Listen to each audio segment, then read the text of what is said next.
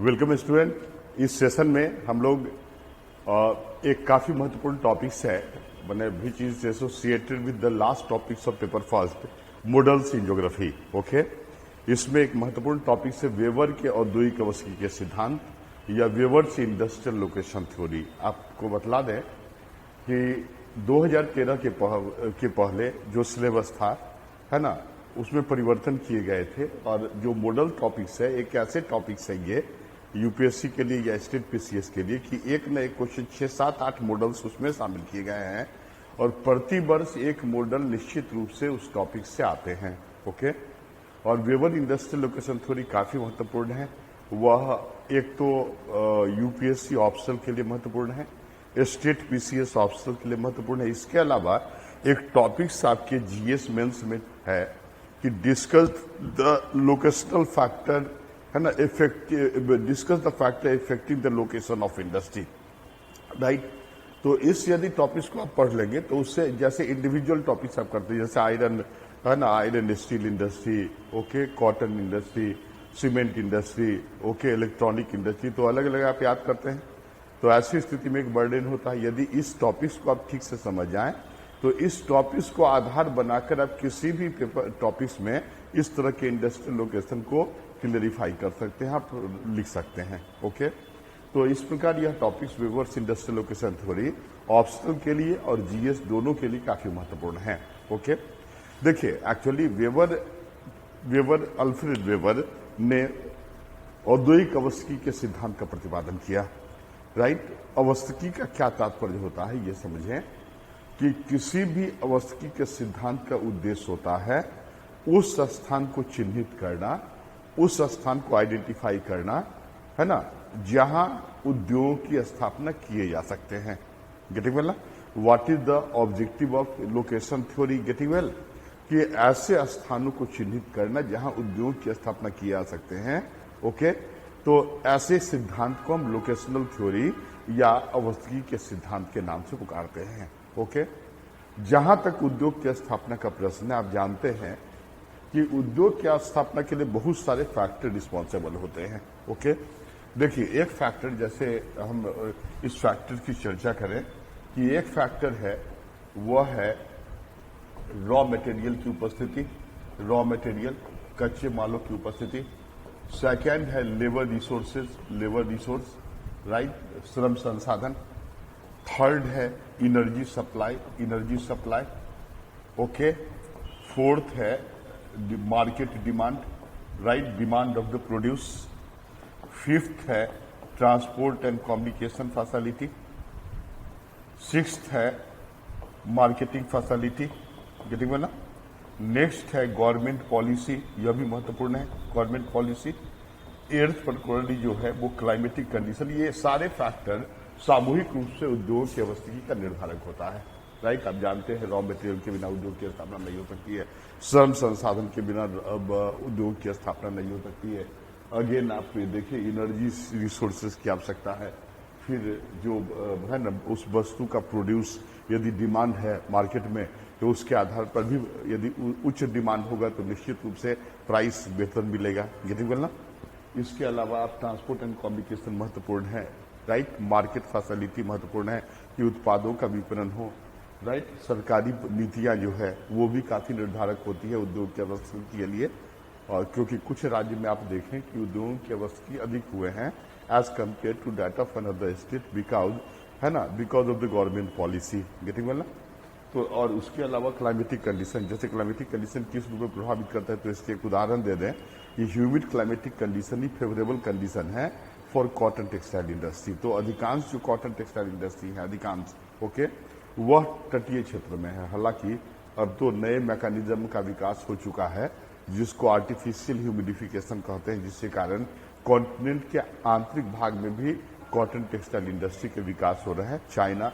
जैसे चाइना में भी इस तरह की प्रवृत्ति देखी गई है। ओके, तो देखिए ये सारे फैक्टर जो हैं यह उद्योग की आवासिकी के लिए निर्धारक होता है। लेकिन वेबर, अल्फ्रेड वेबर जो जर्मन इकोनॉमिस्ट थे, उन्होंने राइट इन सभी फैक्टर्स में ट्रांसपोर्टेशन कॉस्ट को, है ना, परिवहन मूल्य को, ट्रांसपोर्टेशन कॉस्ट को, ट्रांसपोर्टेशन है ना, कॉस्ट, है ना, परिवहन मूल्य को उद्योगों की अवस्थिति का सबसे प्रधान कारण माना है। गेटिंग वेल ना? देखिए, सामान्यतः ये सारे फैक्टर उद्योगों की अवस्थिति के लिए निर्धारक होते हैं, लेकिन अल्फ्रेड वेबर ने, जो जर्मन इकोनॉमिस्ट थे जिन्होंने सिद्धांत का प्रतिपादन किया, उनके ओपिनियन में परिवहन मूल्य ही उद्योगों की स्थापना के निर्धारक होते हैं। और उनकी यह मान्यता इस अवधारणा पर आधारित थी कि किसी भी बाजार में, देखिए किसी भी बाजार में, है ना, किसी भी क्षेत्र में मार्केट प्राइस एक सीमा तक ही बढ़ाए जा सकते हैं, राइट, क्योंकि लोगों की क्रय शक्ति से अधिक एक्सेसिबली हाई यदि आप मार्केट प्राइस रखेंगे तो उत्पाद मैंने औद्योगिक उत्पादों के विपणन नहीं हो पाएंगे। तो मार्केट प्राइस किस पर डिपेंड करता है इसको समझिए। एक तो प्रोसेसिंग कॉस्ट पर निर्भर करता है, प्लस ट्रांसपोर्टेशन कॉस्ट पर निर्भर करता है, प्लस प्रॉफिट पर निर्भर करता है, राइट। मतलब प्रोसेसिंग कॉस्ट, ट्रांसपोर्टेशन कॉस्ट और प्रॉफिट तीनों को मिला के, है ना, हम लोग मार्केट प्राइस सुनिश्चित करते हैं। गेटिंग वेल ना? सपोज किसी क्षेत्र में किसी प्रोड्यूस का मार्केट प्राइस जो है अधिकतम 100 रुपए किया जा सकता है। गेटिंग वेल ना? और यदि प्रोसेसिंग कॉस्ट, उन्होंने यह माना कि किसी भी क्षेत्र में प्रोसेसिंग कॉस्ट का मतलब है कि उसमें लेबर कॉस्ट भी शामिल होगा, उसमें रॉ मटेरियल कॉस्ट भी शामिल होगा, उसमें इनर्जी के लिए जो पर्टिकुलरली जो कॉस्ट होगा वह भी शामिल होगा, उसमें लैंड रेंट इत्यादि भी शामिल होंगे। तो उसकी एक सीमा होती है, वो ऑलमोस्ट फिक्स्ड होता है। सपोज कीजिए कि ये 50 रुपया है, राइट। किसी भी क्षेत्र में यदि इस क्षेत्र में हम उद्योग की स्थापना करते हैं तो कहीं भी यदि उद्योग की स्थापना करें तो processing cost almost the same होगा, ओके। यदि ट्रांसपोर्टेशन कॉस्ट यदि 10 रुपीज है, राइट, तो प्रॉफिट पर्टिकुलरली 40 रुपीज हो सकता है। गेटिंग वेल ना? लेकिन यदि दूसरी कंडीशन, एक स्थिति तो ये हो गई कि एक विकल्प ये है, दूसरे विकल्प पर ये मार्केटिंग प्राइस 100 है, प्रोसेसिंग कॉस्ट 50 है, जो ऑलमोस्ट द सेम है जैसा वेबर ने माना। यदि ट्रांसपोर्टेशन कॉस्ट जो है यह 40 रुपीज हो जाए तो प्रॉफिट मात्र 10 रुपया होगा, राइट। ये दूसरा विकल्प होगा। तो आप जानते हैं कि उद्योग की स्थापना के लिए या उद्योग की स्थापना उद्योगपति अपने प्रॉफिट को मैक्सिमाइज करने के लिए करते हैं, ओके। इस कैलकुलेशन से, इस गणना से यह स्पष्ट हो गया कि जहां ट्रांसपोर्टेशन कॉस्ट कम होगा वहां प्रॉफिट अधिक होगा।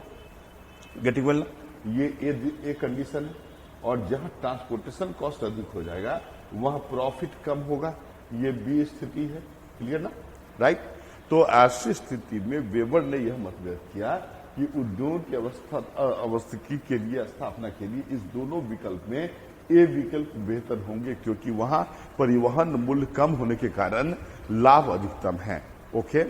तो चूंकि वेबर की संकल्पना परिवहन मूल्य पर आधारित है और उनका यह मत कि यदि परिवहन मूल्य कम होंगे तो लाभ अधिकतम होगा, इसीलिए न्यूनतम परिवहन मूल्य के स्थान पर ही उद्योगों की स्थापना होनी चाहिए, राइट। इस कारण वेबर के औद्योगिक अवस्था के सिद्धांत को लिस्ट ट्रांसपोर्टेशन कॉस्ट थ्योरी के नाम से भी जानते हैं। गेटिंग वेल ना? और जहां तक ट्रांसपोर्टेशन कॉस्ट का मतलब का तात्पर्य है, तो what is the meaning of transportation cost? Transportation cost में 2 प्रकार के मूल्य शामिल हैं। फर्स्ट है कि रॉ मटेरियल को, राइट, रॉ मटेरियल साइट से इंडस्ट्रियल साइट तक पहुंचाना, ये T1 है, ओके।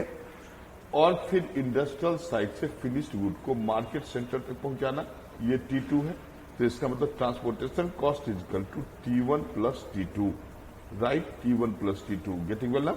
दोनों शामिल है। मतलब रॉ मटेरियल को औद्योगिक केंद्र तक पहुंचाना और निर्मित वस्तु को औद्योगिक केंद्र से बाजार केंद्र तक पहुंचाना, दोनों में जो परिवहन मूल्य लगते हैं, है ना, उसी को ट्रांसपोर्टेशन कॉस्ट उन्होंने माना। और उनका यह मत था कि ट्रांसपोर्टेशन कॉस्ट जब न्यूनतम होगा तभी पर्टिकुलरली प्रॉफिट अधिकतम हो सकता है। मतलब you can say that profit is inversely proportional to that of transportation cost, right. मतलब मूल्य, ये जो लाभ है वह परिवहन मूल्य के व्युत्क्रमानुपाती होता है, राइट। तो लाभ को चूंकि इंडस्ट्रियलिस्ट उद्योग की स्थापना लाभ को मैक्सिमाइज करने के लिए करते हैं, इसीलिए उन्होंने यह मत व्यक्त किया कि वह स्थान जहां परिवहन मूल्य मिनिमम होगा वही पर्टिकुलरली प्रॉफिट मैक्सिमम होगा और वही स्थान उद्योग की स्थापना के लिए मोस्ट अप्रोप्रिएट प्लेस होगा। इसलिए वेबर के औद्योगिक अवस्थी के सिद्धांत को लीस्ट ट्रांसपोर्टेशन कॉस्ट थ्योरी या न्यूनतम परिवहन लागत के सिद्धांत के नाम से पुकारते हैं। गेटिंग वेल ना? अब देखिए कि जैसे वेबर के इंट्रोडक्शन आप समझ में आ गया कि वेबर का इंडस्ट्रियल लोकेशन थ्योरी का मूल अवधारणा क्या था, ये समझ में आ गया ना? ओके।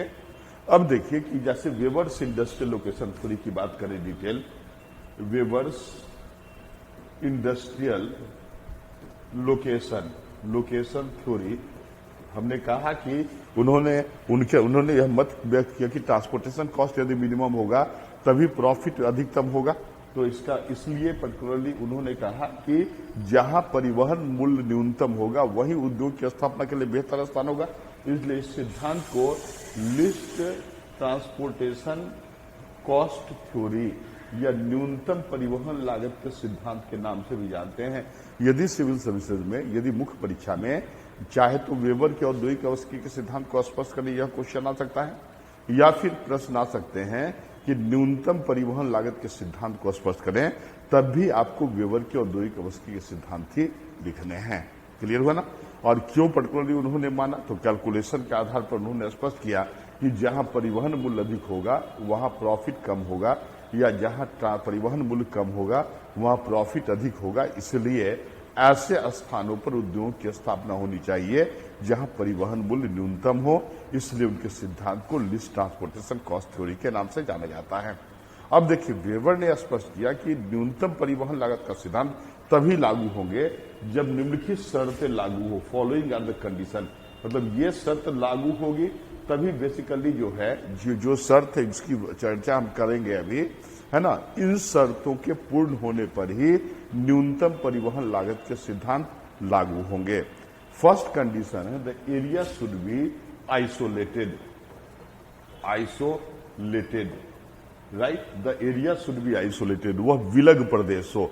फर्स्ट मान्यता वह विलग प्रदेश हो। ओके, विलग प्रदेश का तात्पर्य क्या है ये समझ लीजिए। इस रूप में हम समझा दें आपको कि देखिए विश्व में दो तरह के राष्ट्र हैं।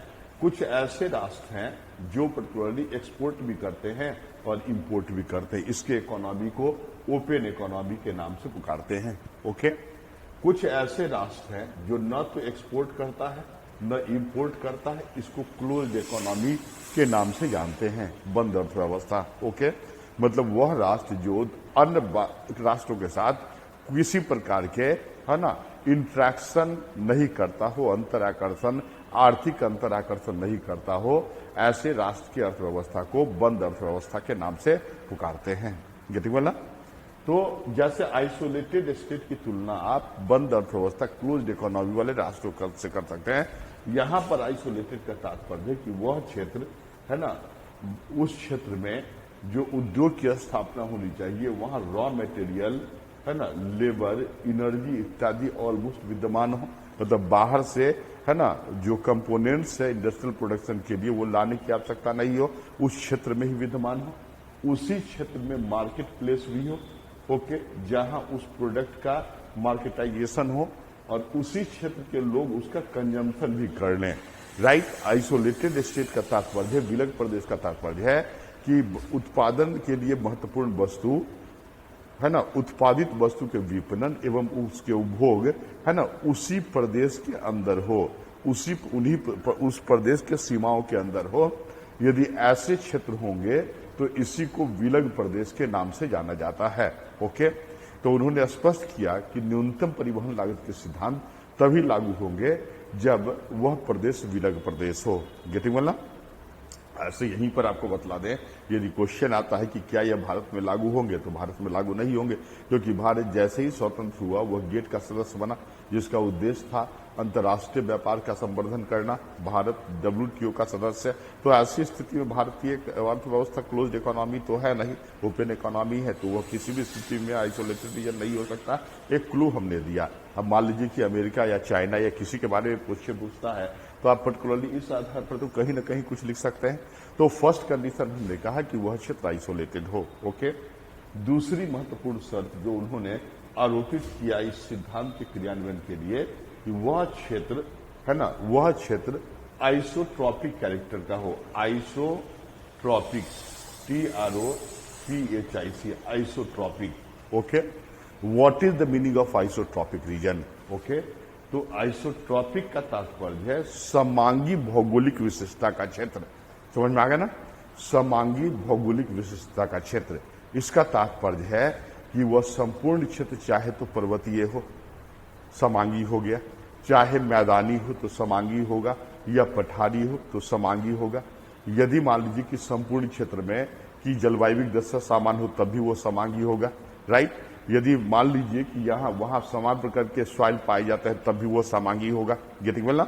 तो दूसरी शर्त उसने, फर्स्ट शर्त तो उसने कहा यह रखी कि यह सिद्धांत न्यूनतम परिवहन लागत के सिद्धांत तभी लागू होंगे जब वह क्षेत्र आइसोलेटेड हो, और दूसरी कंडीशन शर्त उन्होंने रखी कि यह सिद्धांत तभी लागू होगा वो जब वह आइसोट्रॉपिक प्रदेश हो। आइसोट्रॉपिक का मतलब है कि समांग या समान भौगोलिक विशेषता का क्षेत्र, जो भारत नहीं है, आप जानते हैं। ओके, तो खैर यहां पर क्रिटिसिज्म की आवश्यकता नहीं है, पहले तो उनको समझ लें हम ठीक से।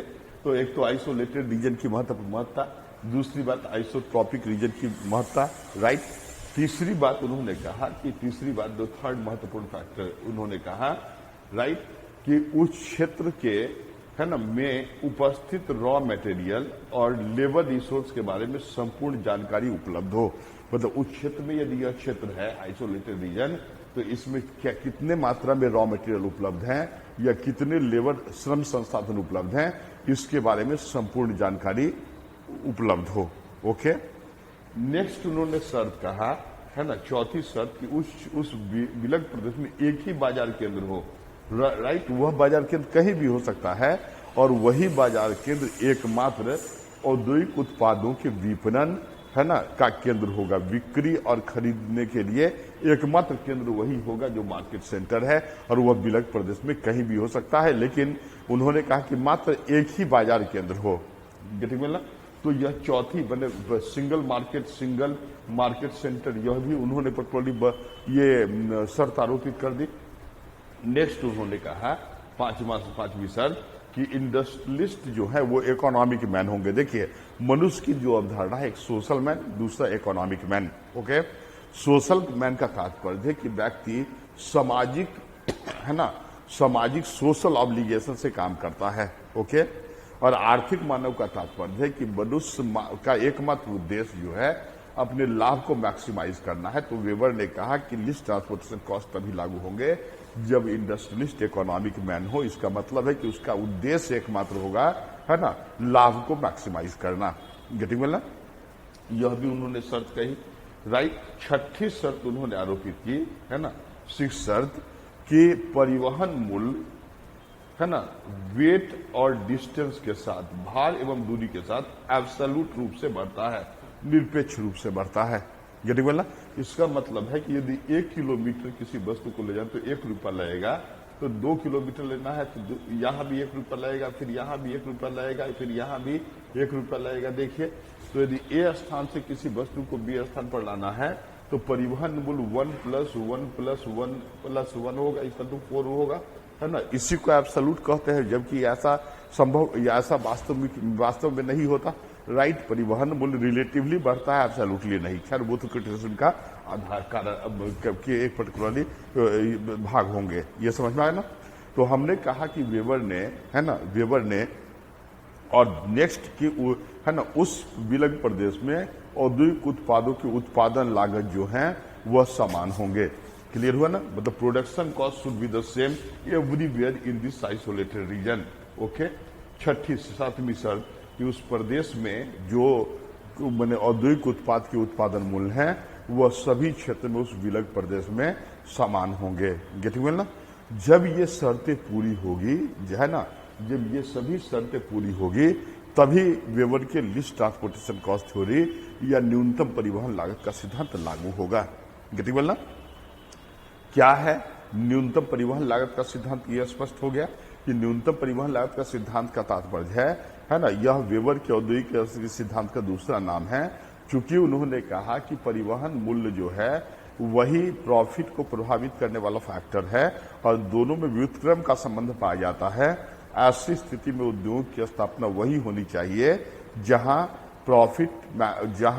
ट्रांसपोर्टेशन कॉस्ट मिनिमम हो, इस लिस्ट हो, कम न्यूनतम हो, इसीलिए वेबर के औद्योगिक अवसर के सिद्धांत को न्यूनतम परिवहन लागत के सिद्धांत के नाम से जानते हैं। और उन्होंने कहा कि यह सिद्धांत तभी लागू होंगे जब निम्नलिखित शर्तें पूरी होती हो।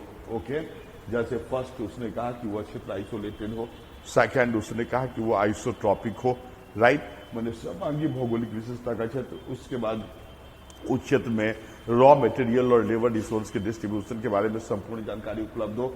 फिर उसने कहा कि सिंगल मार्केट सेंटर हो, गेटिंग वाला। फिर उन्होंने कहा कि उद्योग कर्मी जो है माने उद्योगपति वो इकोनॉमिक मैन हो और उनका एकमात्र उद्देश्य लाभ को मैक्सिमाइज करना है, गेटिंग वाला। और फिर उन्होंने कहा कि किसी इस विलग प्रदेश में कि किसी भी स्थान पर यदि आप उत्पादन करेंगे तो उत्पादन लागत processing cost will be the same. Okay, right. और लास्टली उसने कहा कि है ना कि बेसिकली जो है ये सारे पर्टिकुलरली आपने समझ लिया कि क्या है क्या शर्त। इन शर्तों के लागू होने पर ही, जैसे उन्होंने क्लाइमेटिक कंडीशन की बात नहीं की, स्पष्ट है, राइट। तो इन सभी शर्तों के है ना सारे शर्त की स्थिति में ही वेबर के औद्योगिक के सिद्धांत लागू होंगे। बहुत सिंपल है यदि इसको ठीक से पढ़े, राइट। अब देखिए कि उन्होंने क्या किया वेबर ने उद्योगों को, अब एनालिसिस इस सिद्धांत का करते हैं। ओके, वेबर ने उद्योगों को दो वर्ग में वर्गीकृत किया, इसको ठीक से देखिए आप, राइट।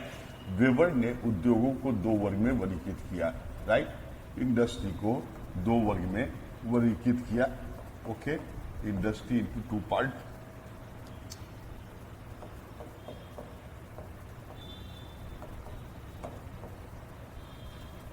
है ना, फर्स्ट कैटेगरी में इंडस्ट्री बेस्ड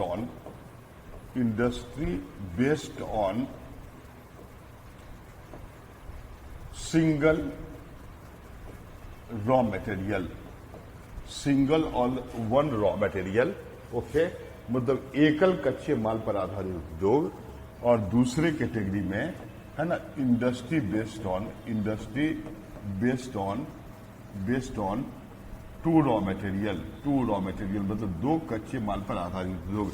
मतलब वेबर ने उद्योगों को दो वर्ग में वर्गीकृत किया, एक तो एक कच्चे माल पर आधारित उद्योग और दूसरे वर्ग में दो कच्चे माल पर आधारित उद्योग। तब यहां प्रश्न उठता है, यदि किसी उद्योग में 10 कच्चे माल की आवश्यकता, जैसे आयरन स्टील इंडस्ट्री, बहुत सारे कच्चे माल की आवश्यकता होती है, राइट, तो उसको किस कैटेगरी में शामिल करेंगे। उस संदर्भ में वेबर ने कहा कि यदि किसी उद्योग में कई कच्चे माल की आवश्यकता होती है, इसके बावजूद दो कच्चे माल ऐसे होते हैं जो उस संपूर्ण कच्चे माल के कुल वेट का 90% से अधिक भार है ना उन्हीं दोनों कच्चे माल के होते हैं और शेष कच्चे माल का भार काफी कम होता है। अर्थात उसी दोनों कच्चे माल है ना के परिवहन मूल्य जो हैं उद्योग की स्थापना के निर्धारक होंगे। इसलिए मात्र उन्होंने दो कैटेगरी में ही उद्योगों को विभक्त किया। समझ में आना, कि एक कच्चे माल पर आधारित उद्योग और दो कच्चे माल पर आधारित उद्योग। गेटिंग वेल ना।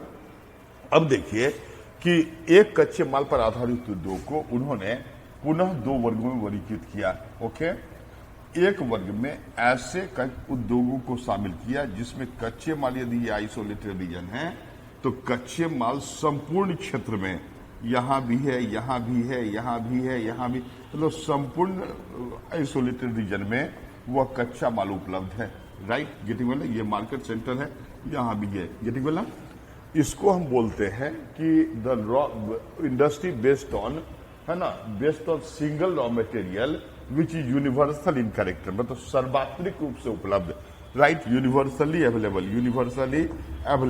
अवेलेबल रॉ मटेरियल, मतलब जो सभी जो उपलब्ध है इसको बोलते हैं सर्वात्रिक रूप से उपलब्ध कच्चे माल पर आधारित, है ना, सर्वात्रिक रूप से उपलब्ध एकल कच्चे माल पर आधारित उद्योग। Getting well. और दूसरे वर्ग में ऐसे उद्योगों को शामिल किए गए, राइट, यदि यह मार्केट सेंटर है तो उसने कहा कि रॉ मटेरियल इज लोकलाइज्ड, यह localised raw material, localised raw material मतलब स्थानिक कच्चे माल पर आधारित उद्योग। समझ में आ गया ना।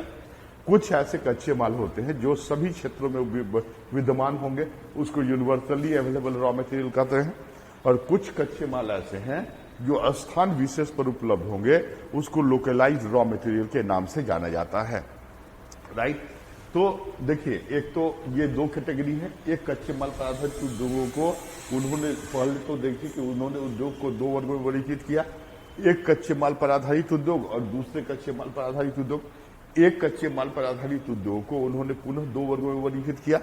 एक वर्ग में ऐसे उद्योग को शामिल किया जिसमें प्रयुक्त होने वाले कच्चे माल उस विलग प्रदेश के सभी क्षेत्रों में उपलब्ध हो, इसलिए उसको सर्वात्रिक रूप से उपलब्ध कच्चे माल पर आधारित उद्योग के नाम से जानते हैं। ओके, जबकि कुछ दूसरे वर्ग में ऐसे उद्योगों को शामिल किए गए जिसमें कच्चे माल स्थान विशेष पर उपलब्ध हो, राइट। तो उसको पर कोई लोकलाइज्ड रॉ मटेरियल, मतलब industry based on single localised raw material. Okay, अब देखिए कि यदि मान लीजिए कि इस क्षेत्र को हम देखें कि यहाँ उद्योग, यह विलग प्रदेश है, यूनिवर्सली अवेलेबल रॉ मटेरियल के लिए इसी का एक बड़ा फिगर बनाते हैं, है ना। इसी के लिए देखिए ये बहुत बड़ा क्षेत्र है, राइट। विलग प्रदेश है, यहाँ मार्केट सेंटर है, यहाँ भी रॉ मटेरियल है, यहाँ भी रॉ मटेरियल है, यहाँ भी रॉ मटेरियल है, रॉ मटेरियल यहाँ भी है, रॉ मटेरियल यहाँ भी है, रॉ मटेरियल यहाँ भी है, और रॉ मटेरियल मार्केट सेंटर के पास भी है। गेटिंग मिला। यदि मान लें कि यदि इस स्थान पर उद्योग की स्थापना की जाए और निर्मित वस्तु, तो यहां पर यदि रॉ मटेरियल है तो यहां तो transportation of the raw material पर 0 खर्च होगा, लेकिन फिनिश्ड गुड को मार्केट सेंटर तक ले जाने में मान लीजिए कि 20 रुपया का खर्च होता है। ओके, यह एक स्थान है। Getting well. ये वाई कोई स्थान है जहां रॉ मटेरियल उपलब्ध है। यदि यहां उद्योग की स्थापना करें तो इस फिनिश्ड गुड को मार्केट सेंटर तक ले जाने में मान लीजिए कि 10 रुपया का खर्च आता है। ओके, क्लियर ना। लेकिन चूंकि यह कच्चा माल सर्वात्रिक प्रकृति के हैं और बाजार केंद्र के निकट भी स्थित है, यदि बाजार केंद्र के निकट उद्योग की स्थापना कर दी जाए, ये तीसरा विकल्प है, तो ऐसी स्थिति में परिवहन मूल्य न्यूनतम होगा। और वेबर ने कहा कि ऐसे उद्योग की स्थापना बाजार केंद्र के निकट ही होनी चाहिए। कंक्लूजन ये है कि सर्वात्रिक रूप से, है ना, उपलब्ध एकल कच्चे माल पर आधारित उद्योग की स्थापना सदैव बाजार केंद्र के निकट ही होनी चाहिए, क्योंकि ऐसी स्थिति में परिवहन मूल्य न्यूनतम होगा और लाभ मैक्सिमम होगा, राइट। इसके एक विशेष स्पेसिफिक एग्जांपल आपको बतला दें कि इसके विशेष स्पेसिफिक एग्जांपल पॉटरी इंडस्ट्री, मिट्टी के बर्तन का उद्योग। ओके, मिट्टी के बर्तन में मिट्टी का प्रयोग होता है, तो ऐसी स्थिति में, है ना, मिट्टी सर्वत्र उपलब्ध है, चाहे तो रूरल एरिया में भी या अर्बन एरिया में भी उपलब्ध है। तो ऐसी स्थिति में यदि आप बाजार में आप देखें तो अधिकांश कच्चे माल, माने पॉटरी इंडस्ट्री जो है वह बाजार केंद्र के निकट भी उपलब्ध ही स्थापित किया जाता है। यदि दूर स्थापित किए जाएंगे तो एक तो परिवहन मूल्य उसमें अधिक लगेगा, राइट, जिसका कोई मतलब नहीं है, क्योंकि already raw material market centre पर है। तो with an objective to minimise reduce the transportation cost, it is better to set up industry near the market centre rather than at another places. Getting well ना। तो weber ने कहा कि नहीं, अब सर्वात्रिक रूप से एकल कच्चे माल पर आधारित उद्योग की स्थापना हमेशा बाजार केंद्र के निकट होनी चाहिए। यही कारण है कि अधिकांश मिट्टी के बर्तन के उद्योग बाजार केंद्र के निकट ही स्थित होते हैं। यदि आप दिल्ली जंक्शन के बाहर निकले तो आप देखिए पहाड़गंज के पास पॉटरी इंडस्ट्री है ऑलरेडी। गेटिंग वेल ना। ये इसका विशिष्ट उदाहरण, अप्लाइड उदाहरण है ना, व्यवहारिक उदाहरण आप दे सकते हैं। गेटिंग वेल ना। अब देखिए इसके बारे में समझ में आ गया कि यदि एकल एवं सर्वात्रिक कच्चे माल पर आधारित उद्योग होंगे तो उसकी स्थापना कहाँ होगी, तो उसकी स्थापना बाजार केंद्र के निकट होनी चाहिए, क्योंकि बाजार केंद्र से अलग यदि अन्य क्षेत्रों में उसकी स्थापना की जाए तो ऐसी स्थिति में अतिरिक्त परिवहन मूल्य देने होंगे, जो उसके लाभ को मिनिमाइज कर देगा। इसका मतलब कि जिस फिगर में हमने एक्स वाई जेड प्लेस दिया था, यदि एक्स और वाई पर यदि स्थापित किया जाए तो परिवहन मूल्य लगेगा, लेकिन जेड पर परिवहन मूल्य 0 है, शून्य है। तो ऐसी स्थिति में Z will be the most appropriate place for location of industry. Getting well. अब देखिए दूसरे वर्ग में, जैसे हमने बताया था कि उद्योग को दो वर्ग में वर्गीकृत किए गए, एकल कच्चे माल पर आधारित उद्योग और दो कच्चे माल पर आधारित उद्योग। तो दो एकल कच्चे माल पर एक कैटेगरी में, जैसे हमने कहा कि सर्वात्रिक रूप से उपलब्ध एकल कच्चे माल पर आधारित उद्योग की स्थापना का संदर्भ उन्होंने स्पष्ट कर दिया कि ऐसे उद्योग की स्थापना सदैव बाजार केंद्र के निकट होनी चाहिए। ओके। दूसरे कैटेगरी में, है ना, एकल कच्चे माल पर आधारित अस्थानिक प्रकृति के कच्चे माल पर आधारित उद्योग के संदर्भ में। जैसे अस्थानिक का मतलब है कि raw material is not universally available, it is available at some particular place. Okay, उस विलग प्रदेश में कहीं भी एक स्थान पर यह उपलब्ध है, तो इसको क्या बोलेंगे? लोकलाइज्ड। ओके, अब देखिए इसको उन्होंने दो वर्ग में वर्गीकृत किया। ओके, इस वर्ग को मतलब if raw material is, if industry is based on the single raw material and it is localised in character. What is the meaning of अस्थानिक और लोकलाइज्ड? कि मतलब कच्चे माल स्थान विशेष पर उपलब्ध है। तो इस उद्योग को उन्होंने दो वर्गों में वर्गीकृत किया।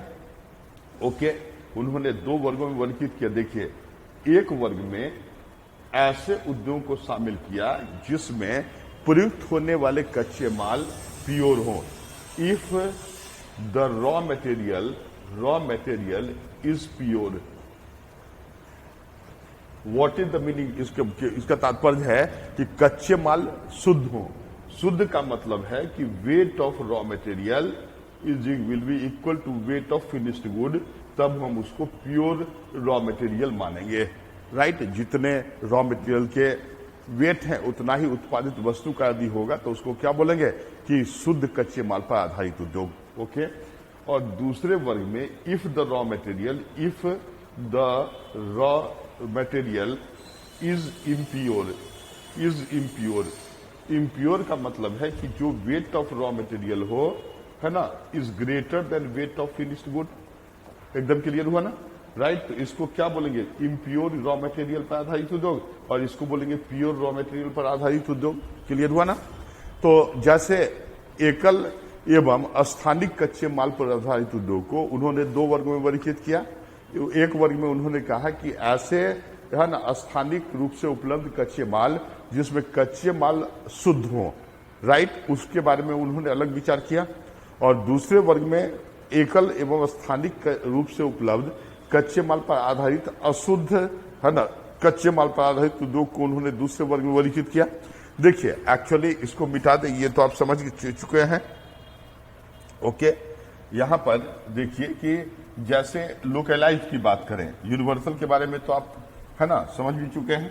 तो लोकलाइज्ड मतलब if the raw material is pure and if raw material this is A and this, इसको यदि ए लिया जाए और इसको बी लिया जाए तो एक कैटेगरी में है कि एज एकल एवं अस्थानिक कच्चे माल पर आधारित उद्योग जो शुद्ध प्रकृति के हों, उसकी स्थापना कैसे होगी, कहां होगी। और दूसरे कैटेगरी में एकल एवं अस्थानिक परंतु अशुद्ध प्रकृति के कच्चे माल पर आधारित उद्योग, है ना, की स्थापना कहां पर होगी। तो देखिए, पहले शुद्ध कच्चे माल पर आधारित उद्योग की बात करने, सपोज कीजिए कि ये आइसोलेटेड रीजन है, ये मार्केट प्लेस है और यहां पर रॉ मटेरियल साइट है, क्योंकि हमने बतलाया था कि वह लोकलाइज्ड है। लोकलाइज्ड मतलब स्थानिक रूप से उपलब्ध, स्थान विशेष से पर उपलब्ध ना। अब देखिए, यदि यह प्योर है, मतलब if raw material is pure, यदि प्योर है, इसका मतलब है कि weight of raw material is equal to weight of finished good. जितना रॉ मटेरियल का वेट होगा उतना ही फिनिश्ड गुड का वेट होगा। गेटिंग वेल ना? तो उतना ही फिनिश्ड गुड का वेट होगा। क्लियर हुआ ना? तो यदि मान लीजिए कि यदि 20 यूनिट है रॉ मटेरियल का वेट या फिनिश्ड गुड का वेट, ओके, यदि यहां उद्योग की स्थापना करें रॉ मटेरियल पर, राइट, रॉ मटेरियल साइड पर, इसको यहां ले जाया गया है, तब भी सपोज कीजिए 20 रुपया ही परिवहन मूल्य होगा। एक ऑप्शन ये हुआ। गेटिंग वेल ना? दूसरा ऑप्शन ये है कि इस रॉ मटेरियल को बाजार केंद्र पर ले जाएं और यहां पर उद्योग की स्थापना कर दें। ये भी दूसरा ऑप्शन, इसमें भी 20 रुपया ही लगेगा। गेटिंग वेल ना? तो एकल एवं शुद्ध स्थानिक प्रकृति के कच्चे माल के उद्योग की स्थिति में, right, it makes no difference कि whether the industry setup near raw material site और the market site, because the weight of the finished good is equal to the weight of the raw material. कोई अंतर नहीं पड़ता है, परिवहन मूल्य जो है दोनों स्थितियों में समान होंगे। यही कारण है कि यदि एकल शुद्ध एवं स्थानिक रूप माने स्थानिक कच्चे माल पर आधारित उद्योग होंगे तो चाहे तो वह कच्चे माल केंद्र के निकट हो सकते हैं या फिर बेसिकली बाजार केंद्र के निकट हो सकते हैं।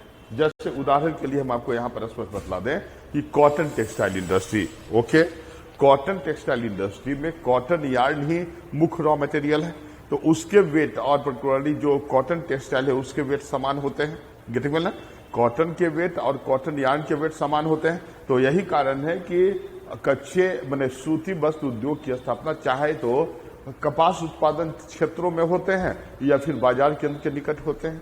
बेस्ट उदाहरण है इसका, राइट। अब ये क्लियर हो गया। और जो जिसमें हमने कहा कि एकल स्थानिक एवं शुद्ध कच्चे माल पर आधारित उद्योग में उद्योग की स्थापना दोनों में से कहीं भी हो सकती है। It makes no difference because in both the condition transportation cost is the same, okay, and hence the profit will be the same, okay. तो यही कारण है कि उद्योग की स्थापना दोनों में से कहीं भी हो सकती है। स्पष्ट है ना। अब देखिए दूसरे वर्ग में जो पर्टिकुलरली जो उद्योग स्थापित बने शामिल किए गए, इसमें एकल स्थानिक एवं अशुद्ध कच्चे माल पर आधारित उद्योग, ओके। यदि इसके उदाहरण बी के उदाहरण हम ले रहे हैं, बी का उदाहरण देखिए, ये आइसोलेटेड रीजन है, यहां मार्केट सेंटर है, यहां रॉ मटेरियल साइट है, ओके। यदि ये अशुद्ध है मतलब wait of raw material suppose 20 है, 20 रुपया 20 केजी है, तो वेट जो है ना, वेट ऑफ फिनिश्ड गुड जो है वह 10 केजी है। तो निश्चित रूप से 10 केजी अशुद्धि है। It means the raw material is impure ना। यदि इस रॉ मटेरियल को यहां से यहां ले जाया जाए और उद्योग की स्थापना की जाए तो 20 रुपया परिवहन मूल्य खर्च करने होंगे।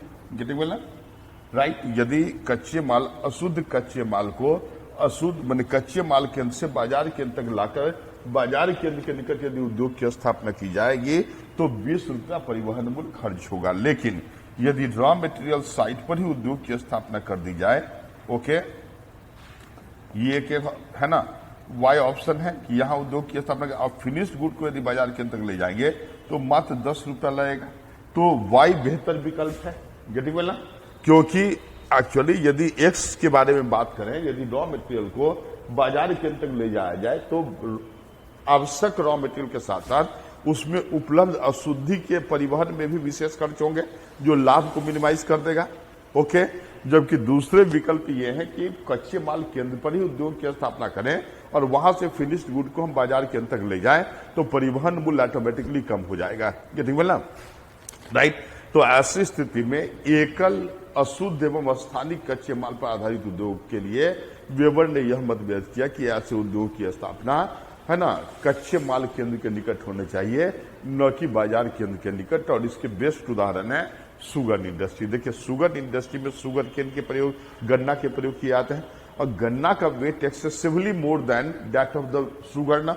चीनी के वेट से गन्ना का वेट काफी अधिक है। तो ऐसी स्थिति में यदि हम गन्ना को शुगर मिल के निकट ले जाए और वहां बाजार केंद्र के निकट ले जाए और वहां उद्योग की स्थापना करें, राइट, तो काफी खर्चीला हो जाएगा। यही कारण है कि अधिकांश चीनी मिल जो है गन्ना उत्पादन क्षेत्रों के निकट ही स्थापित किए जाते हैं। गेटिंग वेल ना। तो एकल कच्चे माल पर आधारित अगेन रिपीटिंग को उन्होंने 2 वर्ग में वर्गीकृत किया। एक वर्ग में उन्होंने कहा कि सर्वात्रिक रूप से उपलब्ध एकल कच्चे माल पर आधारित उद्योग, उसके संदर्भ में उन्होंने कहा कि चूंकि कच्चा माल सर्वात्रिक है और वो बाजार केंद्र के भी निकट उपलब्ध है, ऐसी स्थिति में यदि बाजार केंद्र के निकट ही उद्योग की स्थापना की जाए तो ऐसी स्थिति में परिवहन लागत मिनिमम होगा और प्रॉफिट मैक्सिमम हो जाएगा। गेटिंग वेल ना, राइट। इस कारण उन्होंने कहा कि ऐसे उद्योग की स्थापना बाजार केंद्र के निकट होनी चाहिए, न कि अन्य क्षेत्रों के, न कि इससे दूर, ओके। इससे परिवहन मूल्य मिनिमम होगा और प्रॉफिट मैक्सिमम हो जाएगा। पुनः उन्होंने कहा कि एकल स्थानिक एवं है ना स्थानिक कच्चे माल पर आधारित उद्योग को उन्होंने 2 वर्ग में वर्गीकृत किया। एक वर्ग में उन्होंने शुद्ध कच्चे माल पर आधारित उद्योग की बात की और दूसरे में अशुद्ध कच्चे माल पर आधारित उद्योग की बात की। शुद्ध कच्चे माल पर आधारित उद्योग के संदर्भ में उन्होंने कहा कि ऐसी स्थिति में उद्योग की स्थापना या तो कच्चे माल केंद्र के निकट हो या बाजार केंद्र के निकट हो, इससे कोई प्रॉफिट में अंतर नहीं होता। और इसका बेस्ट उदाहरण उन्होंने कॉटन टेक्सटाइल इंडस्ट्री के बारे में दिया, ओके, जिसमें कॉटन यार्न का वेट कॉटन टेक्सटाइल के इक्विवेलेंट होता है, इक्वल होता है, ओके।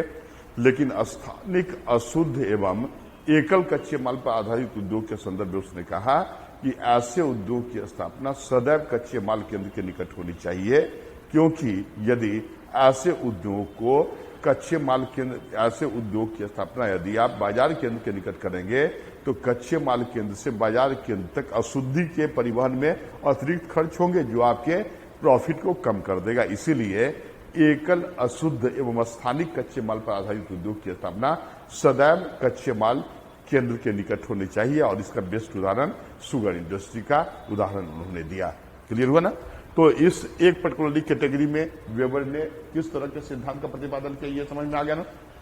अब दूसरी कैटेगरी मतलब दो कच्चे माल पर आधारित, हमने कहा कि तीसरा कैटेगरी उन्होंने नहीं कहा था और आप स्पष्ट भी जान चुके हैं कि उन्होंने क्या इसके लिए क्या आर्गुमेंट दिए थे। उन्होंने कहा कि यदि किसी उद्योग में जो है ना 10 या 15 कच्चे माल होंगे तब भी 2 ही ऐसे कच्चे माल होंगे जिसके वेट कुल कच्चे माल का 90% से अधिक होगा और उन्हीं का transportation cost will be decisive factor. Okay, अब देखिए दो कच्चे माल पर raw industry based on 2 raw material, right, इसको उन्होंने 2 वर्गों में वर्गीकृत किया।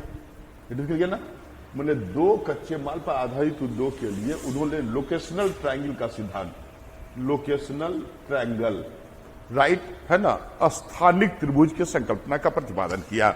ओके, और ऐसे उद्योगों को उन्होंने 2 वर्गों में वर्गीकृत किया, एक वेट लूज इंडस्ट्री और दूसरा वेट गेन इंडस्ट्री।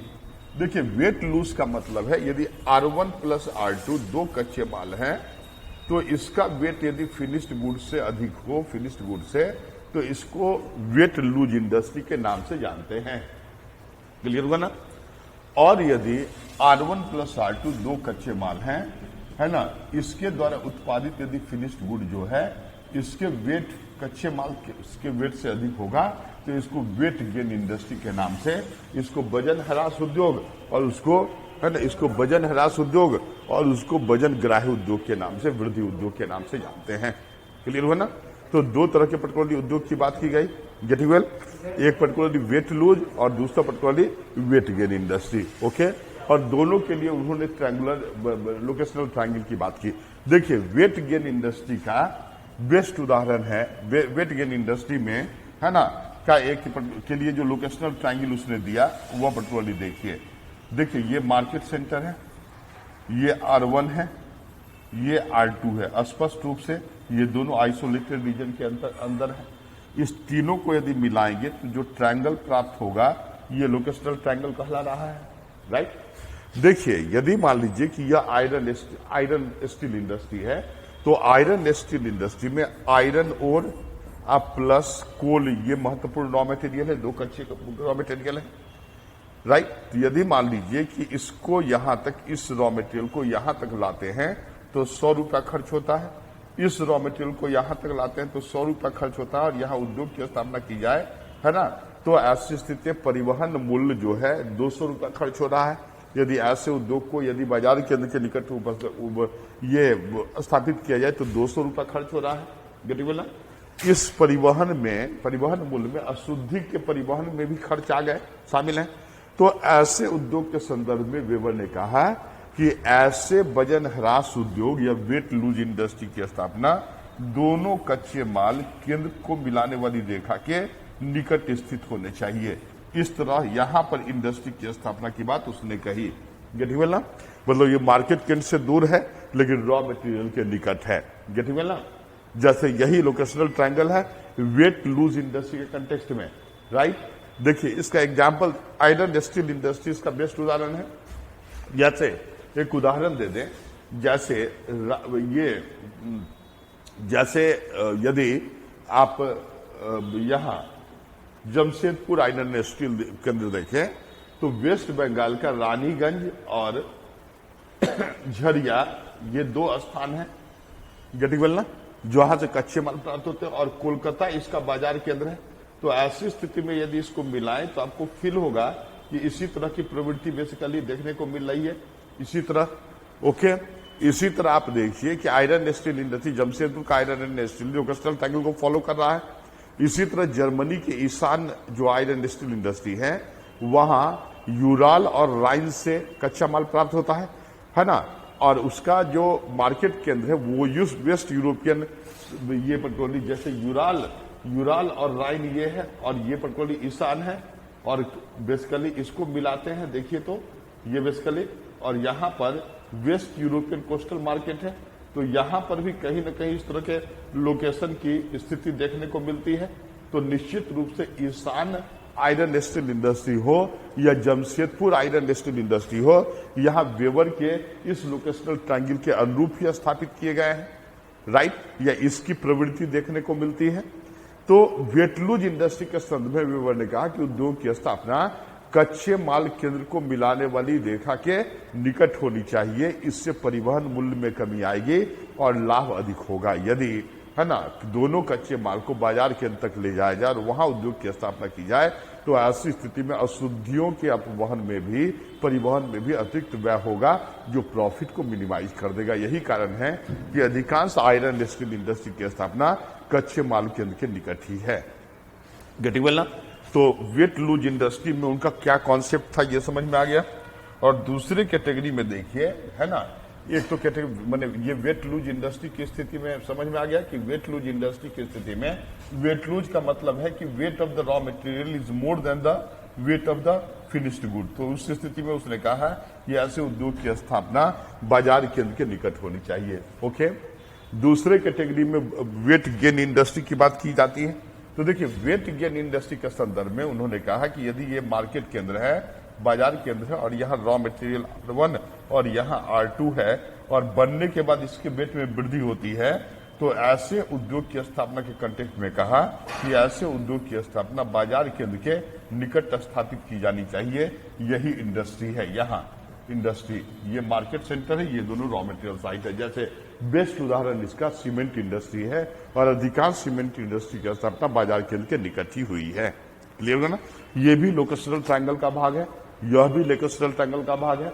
जहां भी आपको फील हो, है ना, आपको एक आभास हो कि रॉ मटेरियल का वेट ज्यादा है as compare to that of finish good, तो उसको वेट लूज में शामिल करेंगे और ये कॉन्सेप्ट देंगे।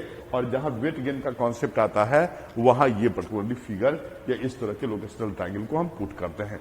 तो क्या है बेसिकली दोनों में अंतर, समझ में आ गया ना, राइट? तो औद्योगिक अवस्था के सिद्धांत का मौलिक आधार वेबर का क्या है, ये समझ में आ गया ना।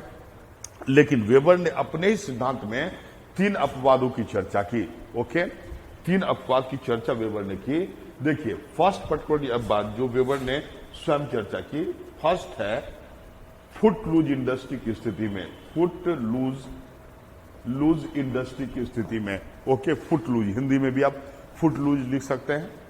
दूसरे पर्टिकुलरली इंडस्ट्रियल एग्लोमरेशन की स्थिति में, औद्योगिक संकुल की स्थिति में।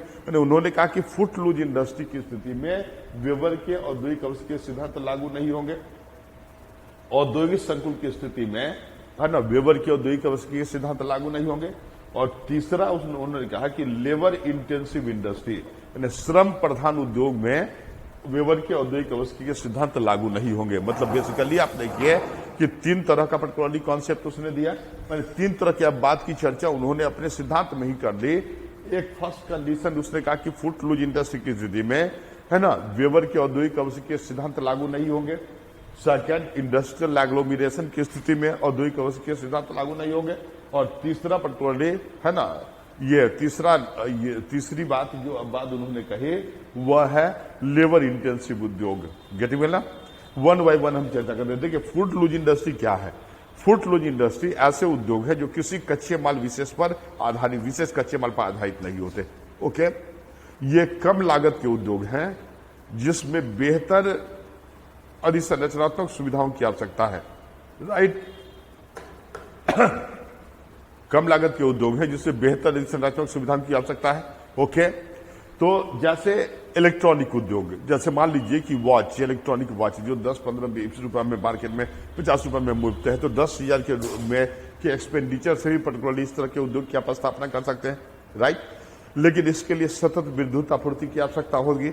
ओके, ये निम्न लागत के उद्योग है, अल्प लागत वाले उद्योग है, लेकिन इसके लिए बेहतर अधिसंरचनात्मक सुविधा की आवश्यकता होती है। अब 10,000 के उद्योग की स्थापना के लिए 500 करोड़ का थर्मल पावर प्लांट या न्यूक्लियर पावर प्लांट लगाया जाना संभव है? नहीं है।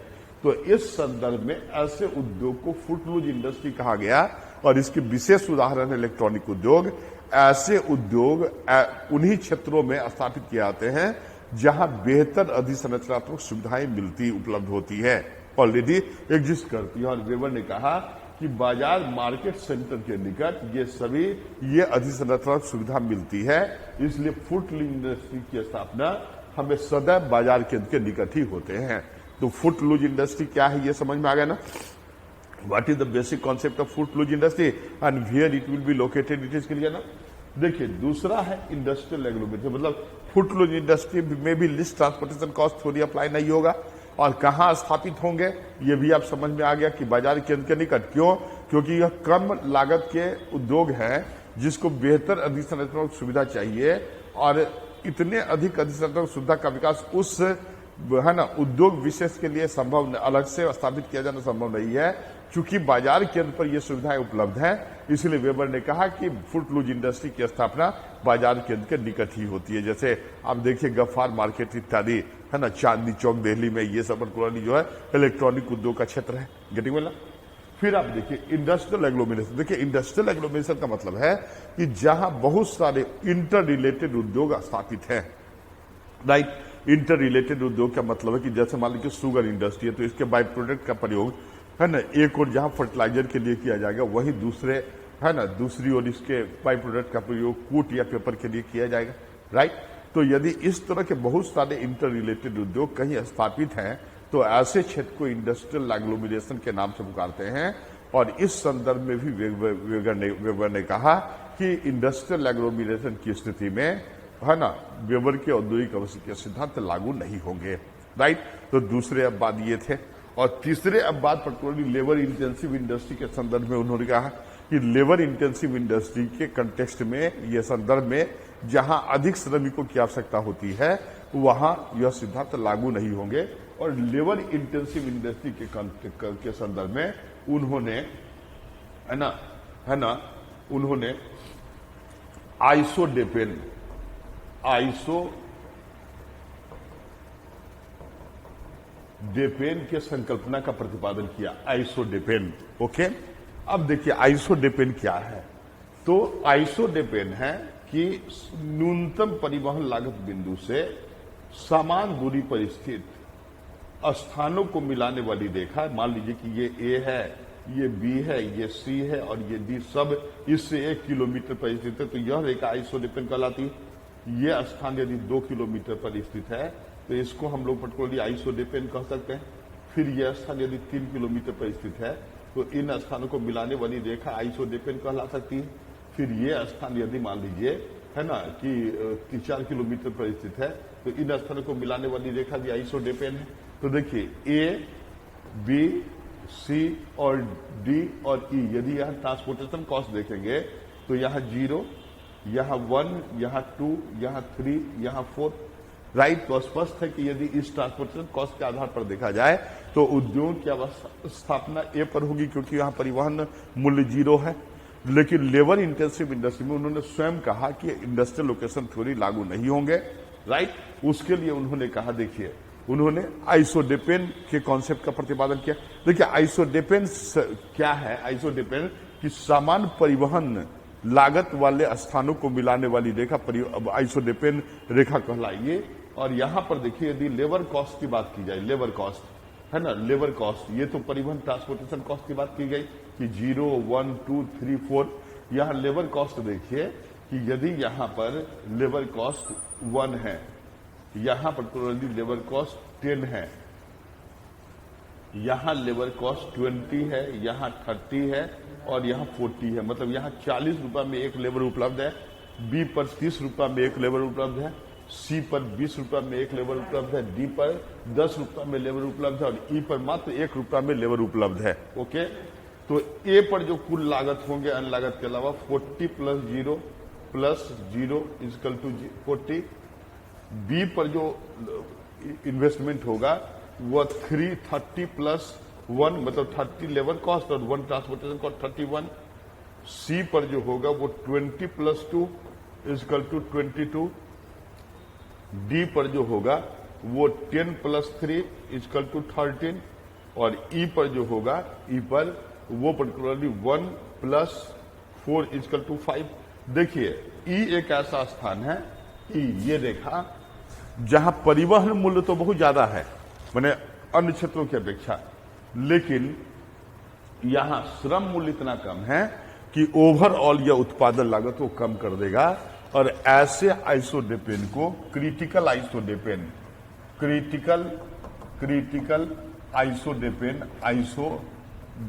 के नाम से पुकारते हैं।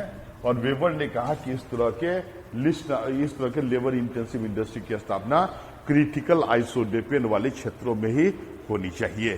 क्लियर हुआ ना?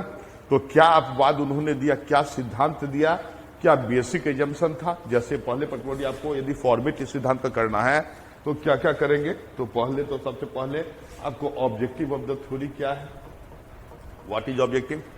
उसके बाद जो लिस्ट ट्रांसपोर्टेशन कॉस्ट का जो पर्टिकुलरली जो कॉन्सेप्ट इन्होंने दिया वही कैलकुलेशन करके, फिर आप देखिए कंडीशनलिटी या है ना, कंडीशन माने in which the list transportation cost theory will apply.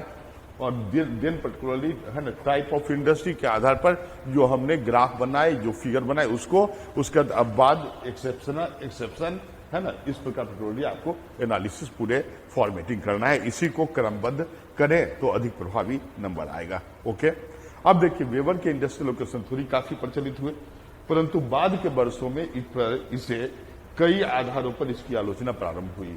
Okay, जैसे वेबर ने अन्य फैक्टर्स को, जैसे रॉ मटेरियल को, है ना, क्लाइमेट को, गवर्नमेंट पॉलिसी को, राइट, ये इन कारकों को नजरअंदाज करते हुए ही over emphasize the transportation factor, right, which is the major drawback of this theory. Okay, क्योंकि किसी उद्योग की स्थापना सभी कारकों का सामूहिक, है ना, सामूहिक प्रभाव का प्रतिफल है। ओके, सेकंड, उसने कहा कि यह सिद्धांत तभी लागू होंगे जब वह क्षेत्र आइसोलेटेड हो। तो विश्व के अधिकांश राष्ट्र ने खुली अर्थव्यवस्था को अपनाया है। विश्व में शायद ही कोई ऐसी राष्ट्र है जो क्लोज अर्थव्यवस्था, बंद अर्थव्यवस्था वाली राष्ट्र है। ऐसी स्थिति में, और जहां तक भारत का प्रश्न है, भारत भी, है ना, भारत ने भी खुली अर्थव्यवस्था को अपनाया है। भारत स्वतंत्रता के जस्ट बाद गेट का सदस्य, है ना, सदस्य हुआ और बाद में WTO का ही सिग्नेटरी मेंबर है भारत। और 1991 में राव मनमोहन मॉडल के द्वारा भारत ने अपने पॉलिसी को और भी अधिक उदार बना लिया, right, which is referred to new economic policy और पॉलिसी ऑफ लिबरलाइजेशन, है ना। इसके द्वारा भारत ने अपनी अर्थव्यवस्था को और भी, है ना, खुलापन प्रदान किया। इसलिए भारत आइसोलेटेड रीजन नहीं है। ओके, और भारत में भी ये सिद्धांत लागू नहीं होंगे। दूसरी बात, उन्होंने कहा कि वह क्षेत्र आइसोट्रॉपिक हो। आइसोट्रॉपिक का मतलब है कि समांगी भौगोलिक विशेषता वाला क्षेत्र। तो यह इस प्रकार के क्षेत्र रेयर ही उपलब्ध हैं। और जहां तक भारत का प्रश्न है, भारत स्थलाकृतिक विषमता, जलवायु विषमता इत्यादि का क्षेत्र है। ऐसी स्थिति भारत आइसोट्रॉपिक नहीं है। यह भारत में, यह पर्टिकुलरली सिद्धांत भारत में लागू नहीं होते। तीसरी शर्त उन्होंने कही थी कि उस क्षेत्र में, है ना, लोगों को रॉ मटेरियल और कच्चे माल के संदर्भ में पर्याप्त जानकारी उपलब्ध हो, राइट, कच्चे माल और रॉ मटेरियल और कच्चे माल के बारे में पर्याप्त जानकारी उपलब्ध हो। यह सदैव संभव नहीं है, क्योंकि कच्चे माल लगातार होने वाले, है ना, रिसर्च एंड डेवलपमेंट का परिणाम है। नए नए रिसर्च एंड डेवलपमेंट के द्वारा भूगर्भ में पाए जाने वाले कच्चे माल की जानकारी मिलती रहती है। ओके, फिर उन्होंने कहा कि जैसे उद्योगपति आर्थिक मानव होते हैं, जो सदैव लागू नहीं होता। जैसा आपने भुज में जब भूकंप हुए तो सहारा इंडिया परिवार ने भुज के कुछ गांव को एडॉप्ट किया, जबकि वो प्राइवेट इंडस्ट्री था।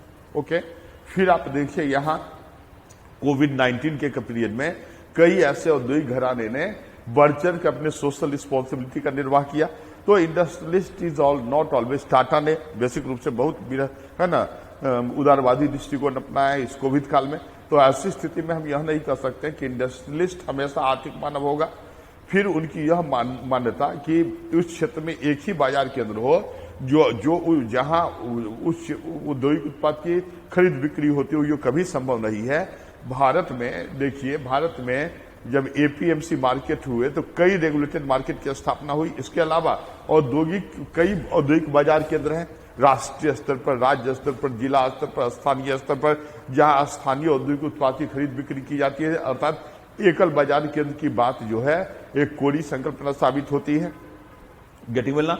और साथ ही साथ वेबर की जो ये एक महत्वपूर्ण आलोचना ये भी है कि उन्होंने कहा कि परिवहन मूल्य भार और दूरी के साथ निरपेक्ष रूप से बढ़ता है। ये एक भ्रामक और गलत तथ्य है, क्योंकि परिवहन मूल्य भार और दूरी के साथ सापेक्षित रूप से बढ़ता है, निरपेक्ष रूप से नहीं। गेटिंग वेल ना, राइट? तो ये निरपेक्ष रूप से नहीं, क्लियर हुआ ना?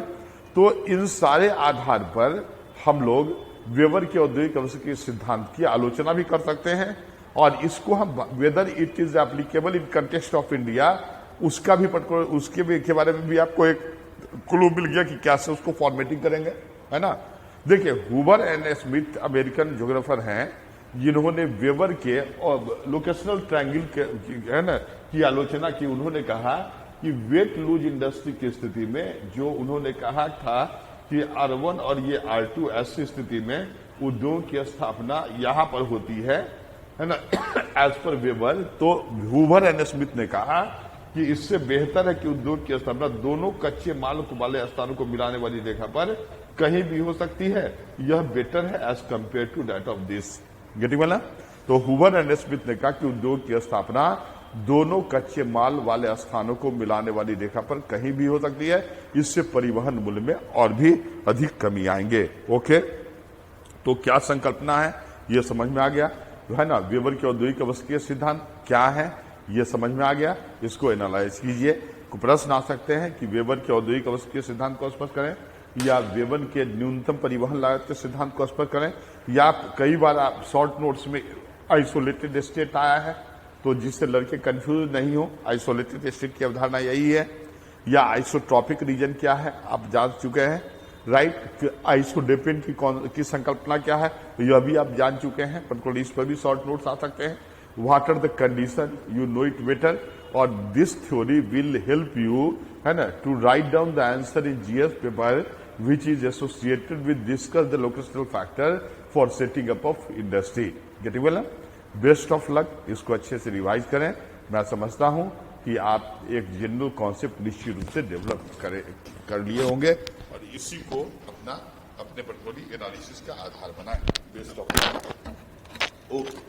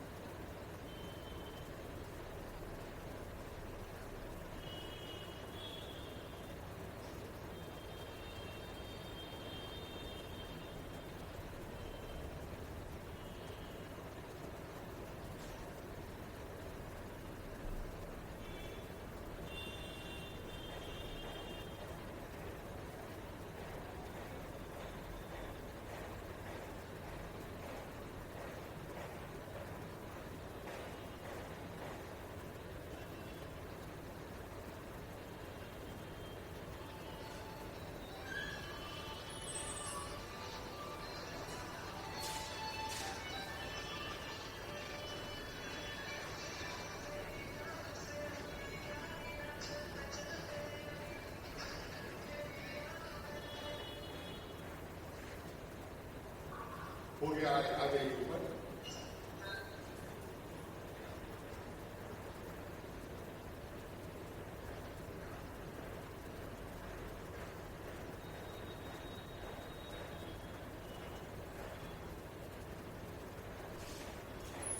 हो गया ना?